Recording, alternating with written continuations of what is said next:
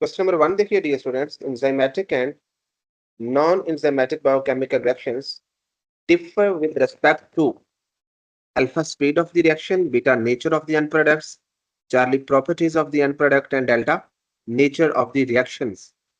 तो dear students, एक enzymatic reaction है और एक नॉन एंजाइमेटिक रिएक्शन है। इनमें नेचर ऑफ एंड प्रोडक्ट पे कोई असर नहीं होता। हमने पढ़ा था कि एंजाइम्स का नेचर ऑफ एंड प्रोडक्ट पे कोई इफेक्ट नहीं होता है। प्रॉपर्टीज ऑफ एंड प्रोडक्ट पे कोई इफेक्ट नहीं होता, नेचर ऑफ रिएक्शंस पे कोई इफेक्ट नहीं होता। एक ही चीज पे इफेक्ट होता है, that is speed of the reactions. Enzymatic reactions की स्पीड तेज होगी, नॉन एंजाइमेटिक स्पीड रिएक्शंस की स्पीड स्लो होगी। So alpha is right answer. Question number 2 देखिए, the rate of enzyme controlled reactions में increase alpha with increasing temperature, beta with increasing pH, Charlie with decreasing temperature, delta with decreasing pH. So the rate of enzyme controlled reactions may increase with increasing temperature. Temperature बढ़ने से, आपने ये graph देखा होगा, temperature बढ़ने से rate of reaction बढ़ता है। Question number 3, chemical reactions are accelerated at high temperature, beta extreme temperature, Charlie high pH, delta extreme pH. तो केमिकल रिएक्शंस एक्सेलरेट करते हैं at high temperature. Extreme temperature पे एंजाइम्स नॉर्मली डीनेचर हो जाते हैं और रिएक्शन स्लो हो जाता है। Question number 4, label the part indicated by this sign. अब यहाँ पे देखो, इसका मतलब है कि अभी मजीद रिएक्शन प्रोसीड हो सकता है। इट मींस कि अभी एक्टिव साइट अवेलेबल है, मजीद सबस्ट्रेट आकर जुड़ के प्रोडक्ट्स में कन्वर्ट हो सकते हैं। तो ये वाला ऐसा शो कर रहा है कि एक्टिव साइट्स स्टिल अवेलेबल। अब इस लेबल डायग्राम को अगर गौर से देखो तो आपको पता चल रहा है कि एक्टिव साइट स्टिल अवेलेबल। यहाँ पे वो बता रहे मैक्सिमम रेट ऑफ एंजाइम, और यहाँ पे वो बता रहे हैं active sites are almost all occupied, enzyme is saturated. जब एंजाइम्स की, तमाम एंजाइम्स की एक्टिव साइट्स फिल हो जाए तो उस सिचुएशन को सैचुरेशन कहते हैं।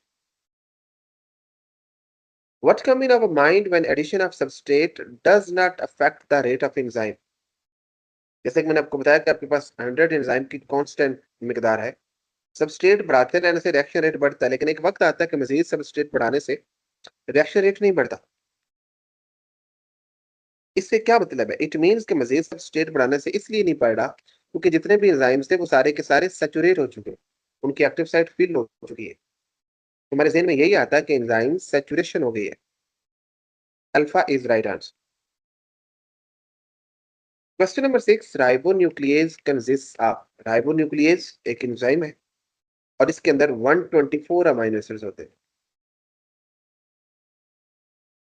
Question number 7, the crucial first step in enzyme catalysis is formation of alpha E plus P, beta EI यानी enzyme inhibitor complex, Charlie EP enzyme product and delta ES enzyme substrate complex।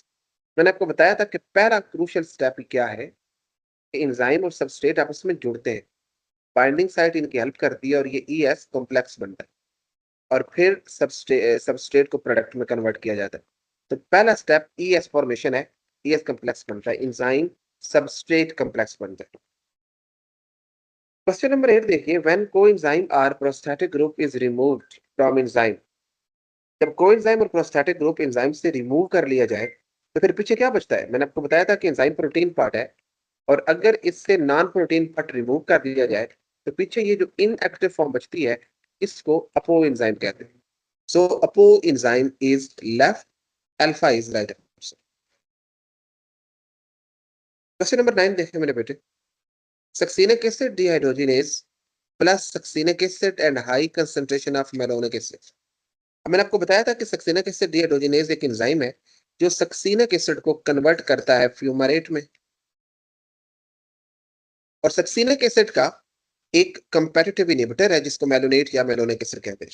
अब यहाँ पे वो कह रहे हैं कि malonic acid की कंसंट्रेशन ज्यादा है, सबस्ट्रेट की कंसंट्रेशन कम है। इसका मतलब है कि इस एंजाइम पे आके इनहिबिटर अटैच हो जाएगा। जब इनहिबिटर अटैच हो जाएगा तो इसका मतलब है there will be no reaction. ठीक होगी बात।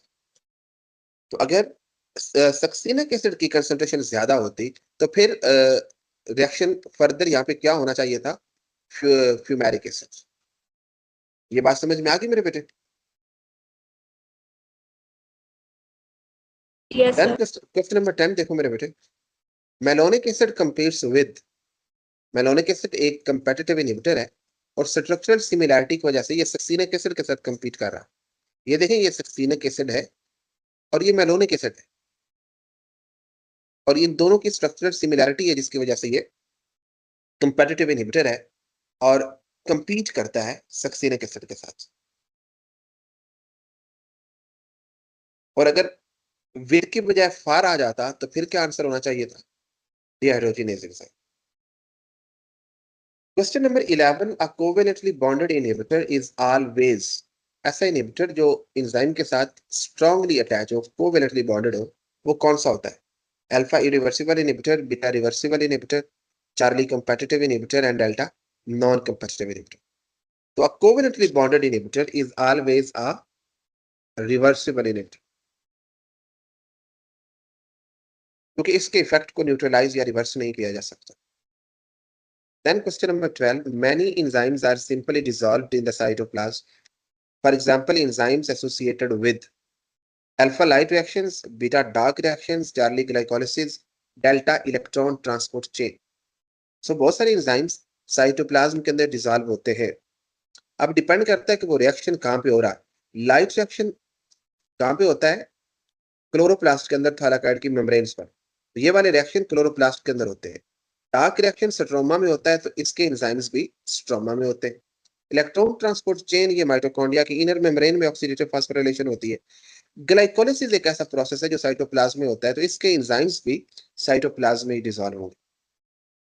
सो Charlie is right answer. Question number 13, they form weak linkages with enzyme except, substrate weak linkage बना सकता है, बनाता है, बल्कि प्रोडक्ट वीक लिंकेज बनाता है। रिवर्सिबल इनहिबिटर्स ये भी वीक लिंकेज बनाते हैं क्योंकि इनके इफेक्ट को न्यूट्रलाइज किया जा सकता है। इरिवर्सिबल इनहिबिटर वीक लिंकेज नहीं बनाते, they always covalently bonded with enzyme. So here delta is most suitable choice. Then question number 14, which model of an enzyme substrate reaction is reflected from the following figure?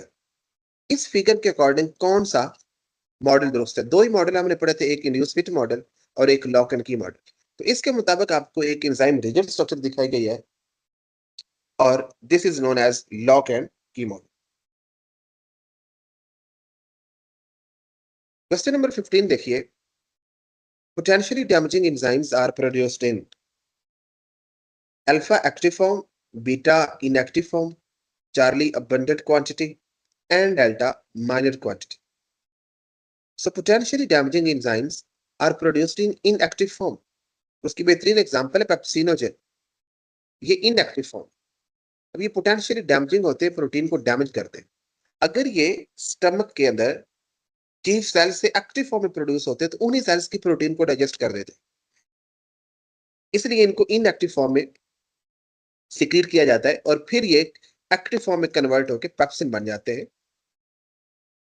तो जितने भी potentially damaging enzymes हैं, they are produced in inactive form.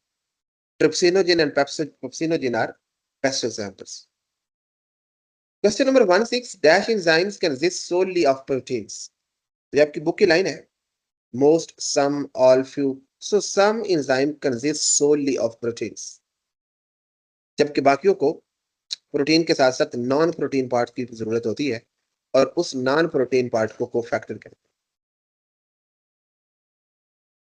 Question number 17, enzymes can't work in high pH, इस पे कुछ enzyme काम करते हैं, लो पीएच पे काम करते हैं पेप्सिन, न्यूट्रल पीएच पे काम करते हैं, ड्राई मीडियम में कभी भी काम नहीं करते। Enzymes always work in aqueous medium, ये एक्वस मीडियम में काम करते हैं, ड्राई मीडियम में कभी भी काम नहीं करते। So delta is right choice. Question number 18 देखिए मेरे बेटे, an activated enzyme consisting of polypeptide and cofactor is known as activator, a coenzyme, holoenzyme and coenzyme. तो पॉलीपेप्टाइड मीन के प्रोटीन और साथ को फैक्टर अटैच है, इट मींस कि ये एक्टिवेटेड एंजाइम है and this is known as holoenzyme. एक active enzyme को क्या बोलते हैं? Holoenzyme. So Charlie is right choice. Question number 19 देखिए, succinic acid can be converted into fumaric acid by alpha addition of two hydrogen atoms, beta removal of two hydrogen atoms, Charlie addition of two oxygen atoms, removal of two oxygen atoms. तो succinic acid can be converted into fumaric acid. आप इस diagram को गौर से देखिएगा, ये जो मैं आपके सामने दिखा रहा हूं, आप इसमें ये देखो, ये मेरे बेटे सक्सिनिक एसिड है। अब इसमें 4 कार्बन, 4 हाइड्रोजन, 4 ऑक्सीजन। ये 2 हाइड्रोजन रिमूव करने से कार्बन कार्बन के दरमियान डबल बॉन्ड बना और ये मॉलिक्यूल क्या बना? Fumaric acid. तो सक्सिनिक एसिड को फ्यूमेरिक एसिड में कन्वर्ट करने के लिए हमें 2 हाइड्रोजन रिमूव करने पड़े। तो यही वो क्वेश्चन में पूछ रहा है कि सक्सिनिक एसिड को फ्यूमेरिक एसिड में कन्वर्ट करने के लिए क्या करना पड़ेगा? 2 हाइड्रोजन एटम्स को रिमूव करना पड़ेगा। क्वेश्चन नंबर 20 देखिए, all enzymes can work at their maximum rate at alpha minimum temperature, beta maximum temperature, Charlie moderate temperature and delta optimum temperature. So optimum temperature वो टेम्परेचर है जहां पर enzymes maximum work करते हैं, जैसा कि human के अंदर ये 37 डिग्री सेंटीग्रेड है। Question number 21, which one is potentially damaging enzyme जो इनएक्टिव फॉर्म में रिलीज होता है? अब देखिए, पेप्सिन एक पोटेंशियली डैमेजिंग एंजाइम है, इसी तरीके से ट्रिप्सिन एक पोटेंशियली डैमेजिंग एंजाइम है, ये प्रोटीन को डाइजेस्ट करता है। अमाइलोप्सिन, टाइलिन, लाइपेज ये पोटेंशियली डैमेजिंग एंजाइम नहीं है। Then 22, enzymes are highly efficient because their presence does not affect the nature of end product. अब ये क्वीन की एफिशिएंसी नहीं है। They increase the rate of reaction without themselves being used up, ये भी कोई सच एफिशिएंसी नहीं। They're very specific in their action, ये स्पेसिफिसिटी है, एफिशिएंसी नहीं। एफिशिएंसी ये है कि small amount of an enzyme can accelerate the chemical reaction. एक केमिकल रिएक्शन को एक्सेलरेट करने के लिए एंजाइम की बहुत थोड़ी सी अमाउंट भी काफी होती है। That's why they are highly efficient. 23 following are examples of activator except। अब देखिए, एक्टिवेटर हमने क्या पढ़ा था? 2 बातें पढ़ी थी, एक ये इनऑर्गेनिक आयंस होते हैं और दूसरा ये डिटैचेबल होते हैं। तो अब इसमें देखो, कॉपर इनऑर्गेनिक आयन है, एक्टिवेटर है। मैग्नीशियम आयन इनऑर्गेनिक आयन है, एक्टिवेटर है। जिंक इनऑर्गेनिक आयन है, एक्टिवेटर है। बट फ्लेवन मोनोन्यूक्लियोटाइड ये एक्टिवेटर नहीं है। So here exception is Charlie. Charlie is right choice. 24, formation of ES complex enzyme substrate complex activates the dash site of an enzyme, alpha active, beta binding, Charlie catalytic and delta allosteric। तो मैंने आपको बताया था कि active site की 2 types होते हैं, 2 reason होते हैं, एक बाइंडिंग साइट और एक कैटालिटिक साइट। बाइंडिंग साइट का काम होता है ES कॉम्प्लेक्स बनाना। जब ये बन गया तो फिर ये एक्टिवेट करता है कैटालिटिक साइट को और ये कैटालिटिक साइट फिर सबस्ट्रेट को प्रोडक्ट में कन्वर्ट करती है।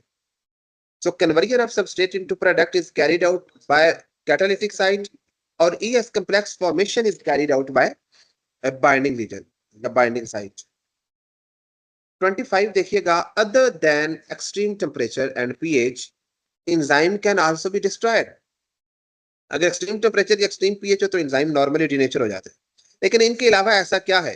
कंपेटिटिव इनहिबिटर डिस्ट्रॉय नहीं करते, नॉन कंपेटिटिव भी डिस्ट्रॉय नहीं करते, रिवर्सिबल भी डिस्ट्रॉय। जो इरिवर्सिबल इनहिबिटर्स होते हैं वो इनको डिस्ट्रॉय कर देते हैं, क्योंकि वो परमानेंटली इसको ब्लॉक कर देते हैं, इसलिए उनको इरिवर्सिबल इनहिबिटर कहते हैं, क्योंकि उनके इफेक्ट को न्यूट्रलाइज या रिवर्स नहीं किया जाता। Question number 26, they are not used up in the reaction, alpha enzymes, beta coenzymes, Charlie enzymes and coenzymes, delta enzymes and substrate। अब देखिए, इसमें बच्चे जैसे उन्होंने कहा कि they are not used up in the reaction, बच्चे एंजाइम्स को पढ़ते ही फौरी तौर पे एंजाइम पर टिक लगा देते हैं, जो कि गलत है। हालांकि एंजाइम भी दुरुस्त है, लेकिन मोस्ट प्लॉजिबल क्वेश्चन आंसर ये है, एंजाइम भी यूज नहीं होते, को एंजाइम भी यूज नहीं होते, तो मोस्ट सुटेबल आंसर चार्ली है। ठीक है, क्वेश्चन नंबर 27 देखिएगा मेरे बेटे, द अनडिटैचेबल। अब देखो अनडिटैचेबल का मतलब उन्हें डिटैच नहीं किया जा सकता। इसका मतलब क्या है? इसका मतलब ये है कि वो कोवेलेंटली बॉन्डेड है। अनडिटैचेबल का मतलब है they are covalently bonded. So undetachable cofactor कौन से हैं? Prosthetic group, they are strongly attached and covalently bonded with protein parts. Apo enzyme ये होता ही एंजाइम है, inactive enzyme. Holo enzyme activated enzyme, activated detachable inorganic ions होते हैं। Question number 28 देखो, Koshland proposed the modified form of. अब ये मैंने आपको कल भी बताया था कि सबसे पहले एमएल फिशर ने 1890 में एक मॉडल पेश किया, that was lock and key model. बाद में कॉशलैंड ने इसकी मॉडिफाइड फॉर्म दी और इंड्यूस फिट मॉडल दिया। तो डैनियल कॉशलैंड ने 1959 में लॉक एंड की मॉडल को मॉडिफाई करके इंड्यूस फिट मॉडल प्रपोज किया। Question number 29. If inhibitor molecule occupies the enzyme at a site other than active site, it is called alpha irreversible inhibitor, beta reversible inhibitor, Charlie competitive inhibitor, delta non-competitive inhibitor. तो अब देखो, if inhibitor molecule occupies the enzyme at a site other than active site, वो active site के अलावा जो attach होते हैं उन्हें नॉन कंपेटिटिव कहते हैं। तो आप में से कौन बताएगा कि वो साइट जो एक्टिव साइट के अलावा होती है, जहां पर नॉन कंपेटिटिव इनहिबिटर आकर जुड़ते हैं, उस साइट को क्या कहते हैं? आप में से कौन बताना चाहेगा? Allosteric site. जिंदाबाद, शाबाश मेरे बेटे। That site is known as allosteric site. यहाँ पर नॉन कंपेटिटिव इनहिबिटर आकर जुड़ते हैं, वो उनकी शेप को डिनेचर कर देते हैं, और इतना डिनेचर कर देते हैं कि अगर ओरिजिनल सबस्ट्रेट भी आकर अटैच होना चाहे, वो अटैच नहीं हो पाता। Question number 30। अब देखो, A substrate is converted into product B, B is converted into C, C is converted into D, D into E. The final product is E. अब E की डेफिशिएंसी है, will control the above pathway। ये deficiency इसको activate करेगी, तो इसको कहते हैं फीडबैक इनहिबिशन। और अगर मैं डेफिशिएंसी की बजाय यहां पर एक्यूमुलेशन कर दूं, तो फिर आंसर क्या होना चाहिए? आप में से कौन बताना चाहेगा?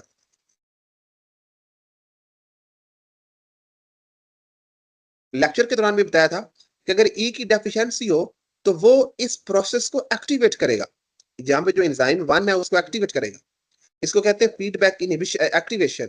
अगर ए की एक्यूमुलेशन हो जाए, स्टोरेज हो जाए, एक्सेस हो जाए, तो फिर वो इस बात को इनहिबिट करेगा, and that is known as feedback inhibition. Question number 31। their effect can be neutralized completely or partly. Alpha irreversible inhibitor, beta reversible inhibitors, Charlie competitive inhibitors and delta non-competitive inhibitors. So इनके effect को neutralise completely किया जा सकता है reversible inhibitors. कैसे increase किया जा सकता है? By increasing the concentration of substrate.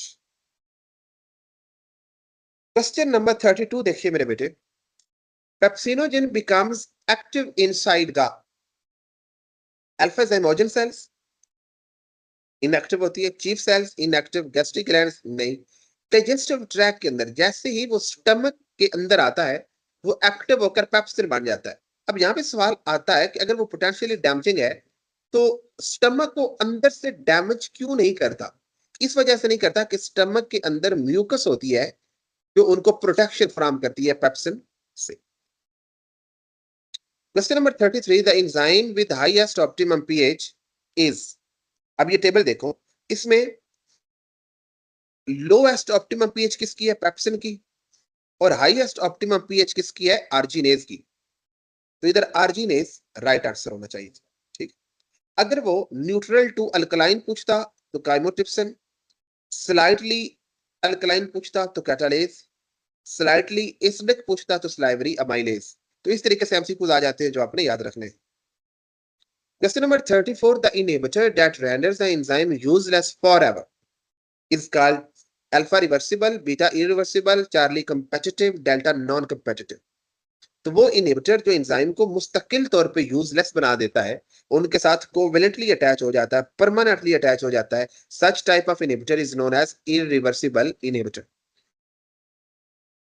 Question number 35 देखिए मेरे बेटे, it acts as inhibitor in feedback inhibition. Alpha competitive inhibitor, beta non-competitive inhibitor, Charlie final product of pathway, delta initial product of pathway.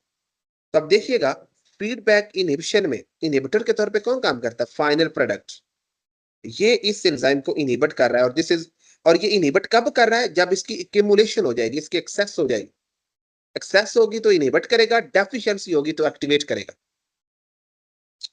Question number 36 देखो मेरे बेटे, malonic acid is a alpha 3 carbon compound, beta 4 carbon compound, Charlie 5 carbon compound and delta 6 carbon compound.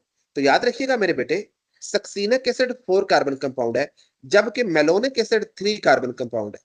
Fumaric acid भी 4 carbon compound है। तो ये याद रखिएगा कि मेलोनिक एसिड में 3 कार्बन होते हैं, सक्सीनिक एसिड में 4 कार्बन होते हैं।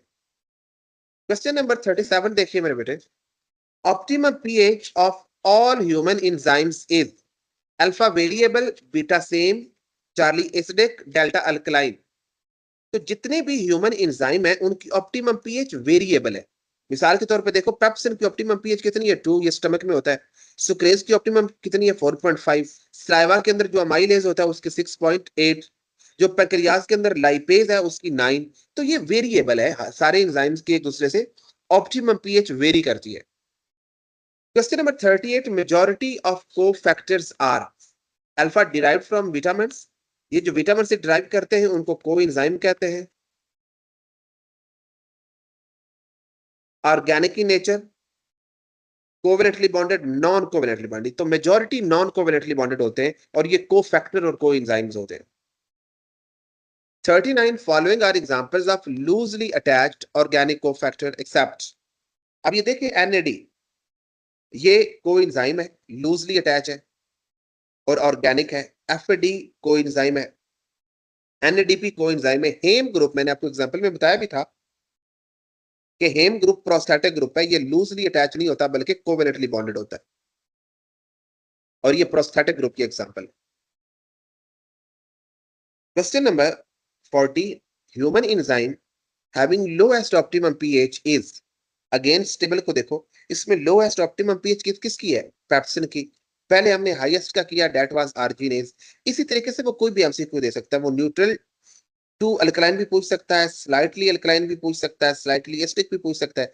तो ये पीएच आपको आनी चाहिए तमाम एंजाइम्स की। देन क्वेश्चन नंबर 41 देखिए, cofactor usually acts as a bridge between. ये भी कोफैक्टर वाले लेक्चर में मैंने आपको अलग से पॉइंट बना के बताया था कि कोफैक्टर एंजाइम और सबस्ट्रेट के दरमियान ब्रिज के तौर पे भी काम करता है और केमिकल एनर्जी भी प्रोवाइड करता है। ये दो इंपॉर्टेंट फंक्शन मैंने बताए थे कोफैक्टर के। नेक्स्ट क्वेश्चन देखो, the reactant of an enzyme is called alpha coenzyme, beta product, Charlie inhibitor, delta substrate. तो एक एंजाइम के रिएक्टेंट को मेरे बेटे सबस्ट्रेट कहते हैं। ये वो मॉलिक्यूल है जिसके ऊपर एंजाइम एक्ट करता है और उसे प्रोडक्ट में कन्वर्ट करता है। Question number 43, what is being indicated by C in the following figure. A में हमने पढ़ा था कि एक्टिव साइट स्टिल अवेलेबल। यहाँ पे हमने पढ़ा था कि दे आर ऑलमोस्ट सैचुरेटेड। और सी में देखो, यहाँ पे मुकम्मल सैचुरेशन हो चुकी होती है। रिएक्शन रेट कांस्टेंट हो गया है, एंजाइम की तमाम एक्टिव साइट फिल हो चुकी हैं and this is known as saturation of enzyme. Next देखिए, which one of the following have somewhat homology with substrate।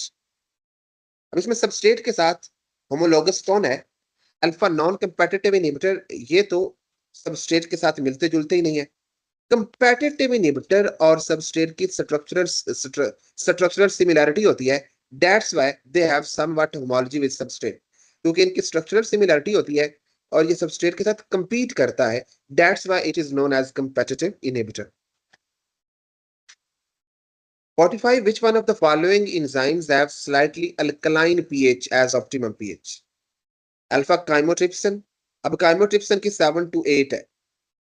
अब ये न्यूट्रल टू स्लाइटली अल्कलाइन है। एंटीरोकाइनेज, एंटीरोकाइनेज की 5.5 है, ये 7 से कम में अल्कलाइन हो ही नहीं सकती। कैटालेज की देखो 7.6, दिस इज स्लाइटली अल्कलाइन। और salivary amylase 6.8, this is slightly acidic. अगर वो स्लाइटली एसिडिक पूछता तो स्लैवरी अमाइलेज आंसर होना था, और स्लाइटली अल्कलाइन पूछा है तो कैटालेज आंसर होगा। और अगर न्यूट्रल टू स्लाइटली अल्कलाइन पूछता तो फिर काइमोट्रिप्सिन आंसर होना था। तो इस एतबार से आपने मिनिमम वाला भी देख लिया, मैक्सिमम वाला भी देख लिया, स्लाइटली अल्कलाइन भी देख लिया, स्लाइटली एसिडिक भी देख लिया और न्यूट्रल टू स्लाइटली अल्कलाइन भी देख लिया। Question number 46, the active site of enzyme is made up of. ये मैं पहले लेक्चर में ही बताया था, दो रीजन होते हैं, एक को बाइंडिंग साइट कहते हैं। इसके दो काम होते हैं कि सबस्ट्रेट को रिकॉग्नाइज करना और उसके साथ जुड़ना, और फिर कैटालिटिक साइट इसका काम होता है सबस्ट्रेट को प्रोडक्ट में कन्वर्ट करना। तो ये दो रीजन होते हैं, बाइंडिंग साइट और कैटालिटिक साइट। नेक्स्ट क्वेश्चन देखो मेरे बेटे, optimum pH of chymotrypsin is almost double two that of. अब ये देखो अगेन उसी पीएच में उन्होंने एक नए अंदाज से क्वेश्चन पूछा है। अब देखो पैंक्रियाटिक लाइपेज की कितनी है, 9। उन्होंने किसके साथ कंपैरिजन में पूछा है, काइमोट्रिप्सिन, किससे 2 गुना ज्यादा होती है। पहले तो काइमोट्रिप्सिन की देखो होती कितनी है, 7 से 8। अब 8 किससे डबल है, डेफिनेटली 3 to 4। अब हमने वो फाइंड आउट एंजाइम करना जिसकी ऑप्टिमम पीएच 4 के राउंड अबाउट। लाइपेज की तो ज्यादा है, स्लावरी अमाइलेज की भी ज्यादा है 6.8। तो सुक्रोज की देखो इसकी 4.5 है। तो इसकी पीएच से काइमोट्रिप्सिन की पीएच ऑलमोस्ट डबल है। क्लियर मेरे बेटे। 48 देखिए, normal curve for inorganic reactions is labelled with. अब ये देखो 4, यहां पे हम कह रहे थे कि रिएक्शन रेट बढ़ रहा है, यहाँ पे ऑप्टिमम टेम्परेचर था, यहाँ पे डीनेचरेशन स्टार्ट हुई, ये ऑप्टिमम टेम्परेचर। अब ये जो ऊपर को कर्व कर रहा है ये इनऑर्गेनिक रिएक्शंस के लिए 1। उसकी वजह ये है कि यहाँ पर कैटालिस्ट इस्तेमाल होते हैं, एंजाइम्स इस्तेमाल नहीं होते। आप रिएक्शन बढ़ा भी लें तो कैटालिस्ट की नेचर पे कोई असर नहीं पड़ता। लेकिन बायोकेमिकल रिएक्शंस में या ऑर्गेनिक रिएक्शंस में अगर आप टेम्परेचर बहुत ज्यादा बढ़ाएं तो एंजाइम डीनेचर हो जाते हैं, जिसकी वजह से रिएक्शन कर्व नॉर्मल नहीं होता बल्कि इस तरीके से पैराबोलिक हो जाता है। तो ये याद रखिएगा कि इनऑर्गेनिक रिएक्शन में ये स्ट्रेट जाता है, जितना टेम्परेचर बढ़ाते चले जाए उतना रिएक्शन रेट बढ़ता चला जाएगा। लेकिन बायोकेमिकल रिएक्शंस में ज्यादा टेम्परेचर बढ़ाने से एंजाइम डीनेचर हो जाते हैं, जिसकी वजह से रिएक्शन रेट स्लो हो जाता है। सेकंड लास्ट क्वेश्चन देखिए, enzyme saturation means non availability of alpha free active sites on enzymes, beta free substrate molecule, Charlie free product molecule and delta free inhibitor molecules. तो enzyme saturation means non availability of free active site, कि मुकम्मल saturated हो चुके हैं, एक भी active site खाली नहीं है, इट मींस कि एंजाइम सैचुरेटेड है। And last question is, at the end of reaction enzyme itself remains unchanged. Enzymes unchanged रहते हैं, इनएक्टिव नहीं रहते, ऑक्यूपाइड नहीं रहते, अल्टर्ड नहीं रहते। रिएक्शन के एंड पर वो अनचेंज्ड होते हैं और दोबारा रिएक्शन को प्रोसीड करने में इस्तेमाल हो जाते हैं। तो this is all about test number 21 dear students. इस हवाले से आपके जहन में कोई क्वेश्चन हो तो मेरे साथ डिस्कस कर सकते हैं।